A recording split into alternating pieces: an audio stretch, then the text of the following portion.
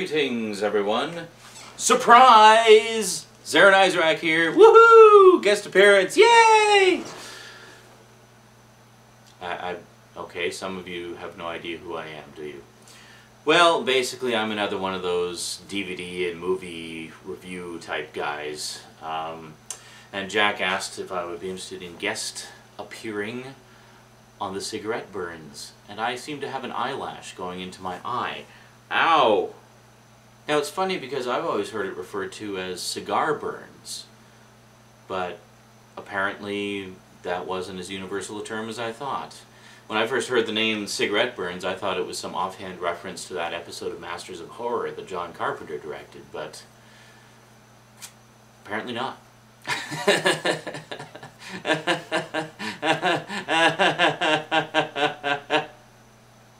That's enough of that.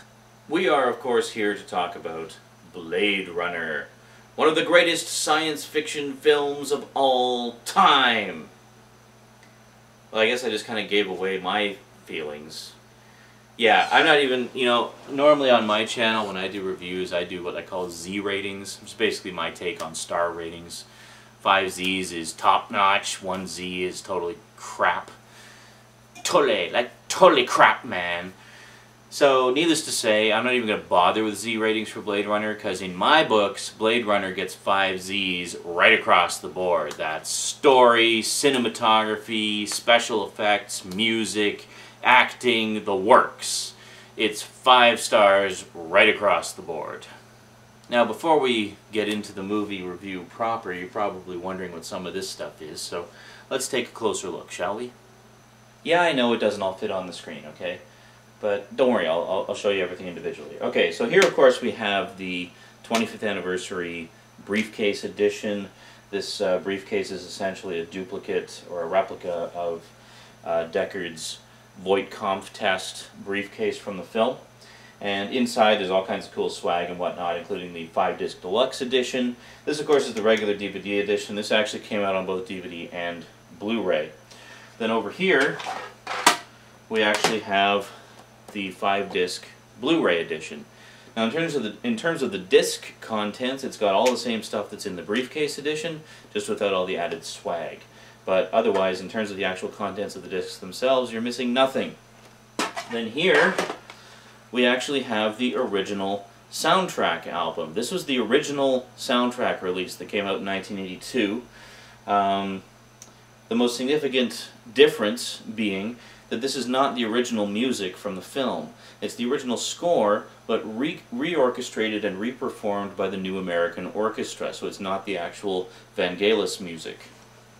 Or rather, not the original Vangelis performances and arrangements of the music. But that said, it's not a bad reinterpretation of the music, and for a long time this was the only soundtrack that we had. Nowadays, this is long since discontinued and is something of a collector's item, so I'm happy to have it. A few years later, around the same time that the director's cut came out, they finally released the original Vangelis soundtrack. There is now another soundtrack edition out, which came out around the same time as this, which is a 3-disc 25th anniversary edition.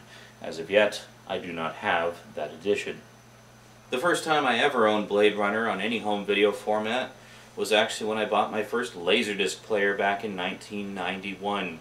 Blade Runner was actually the very first Laserdisc I ever bought. I bought the CLV version of the Criterion edition. The difference was it didn't have any extras, but it did have extensive liner notes, and it was the first time I'd ever got a real glimpse behind the scenes of the movie in any kind of detailed form. There was another edition on Laserdisc, which was in the half-hour per side CAV format, also from Criterion, which had a decent amount of extras, but unfortunately I never got my hands on that edition. So what other Blade Runner goodies do I have? Well, I've got a few things. I don't have a huge amount of memorabilia, simply because I don't think there has been a huge amount of memorabilia. Most of what's been available has been media-oriented, either soundtracks or video releases or what have you. So what else I have is I actually do have the original novel, the Philip K. Dick novel, Do Androids Dream of Electric Sheep, and I've read it a few times actually, and it is quite different from the movie. Make no mistake, it's a very different kind of story. The movie is very loosely based on the novel. It follows essentially the basic plot, but there's a lot more subtext and it's a lot more open to interpretation in the movie, whereas the book is basically just a straightforward futuristic film noir kind of thing. Like old-fashioned detective story, but set in the future. As to what else I have, I've actually got the comic book adaptation of Blade Runner. Not once, not twice, but thrice. They're all in storage, unfortunately, so I can't show you, but maybe I'll do a Blade Runner collection video or something at some point on my channel.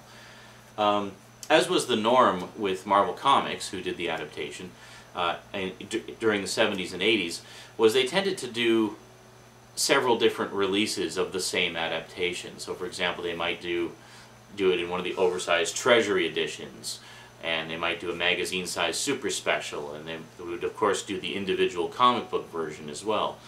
And then they might also do it as a pocketbook version. Every version would have slight differences to conform to whichever format it was being released in. So if you were a completist, like me, you wanted to get all the different variations so that you could have all the different versions. In the case of Blade Runner, they did it as a 2-issue adaptation, which was then reprinted as a super special, magazine-sized super special on high-quality paper. And they also did a black and white pocketbook adaptation, and I do actually have all 3 of those versions. Now the interesting thing is, whenever they would do, say, a fairly short adaptation like that, like 2 or 3 issues, they tended to cut a lot of stuff out. It's kind of like how, when they adapt a book to film, they cut a lot of stuff out to conform to the different, just the different pacing and whatnot of a film. And plus, a typical 2-hour film can't contain all the information from, a 400-page novel. It just can't be done. You just don't have the running time for it. So, just as that is the case, the reverse is also true with the comic book adaptations, where often you would lose scenes from the movie or dialogue from the movie to fit whatever number of issues they decided to do the adaptation as. Now the interesting thing is, because the plot and dialogue of Blade Runner is quite minimalistic, really, it didn't really suffer that much being only a 2-issue adaptation. Because you don't really have any long pauses in the comic book. It just goes sort of from one dialogue moment to the next, and the vast majority of it is actually all there.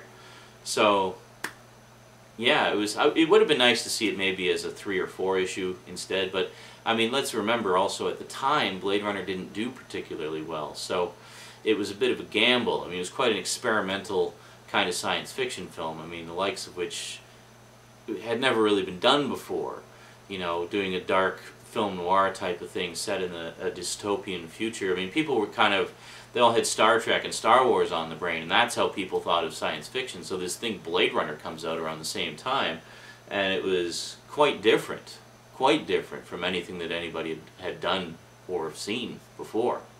So, purely speculating here, I think that may be part of the reason why Marvel chose to go with a 2-issue adaptation rather than a more robust 3, 4, or 6-issue adaptation as they do with some of the bigger movies, like the Star Wars movies, which Marvel was doing the comic books of at the time, would get either 4 or 6-issue adaptations. They were quite thorough and often added things that weren't in the movies, which is quite cool. As a matter of fact, the original Star Wars movie adaptation contained the Jabba the Hutt docking bay sequence, the one that the majority of the world didn't see until the special editions of Star Wars came out. It was in the comic book adaptation, and you see a very different looking Jabba in that one too. It's quite interesting.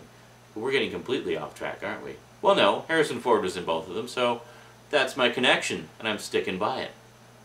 Well, I guess that's about it for the Blade Runner memorabilia and sort of little tie-in discussion. I haven't really talked about the movie very much, have I? Well, let's get into that in part 2. See you there.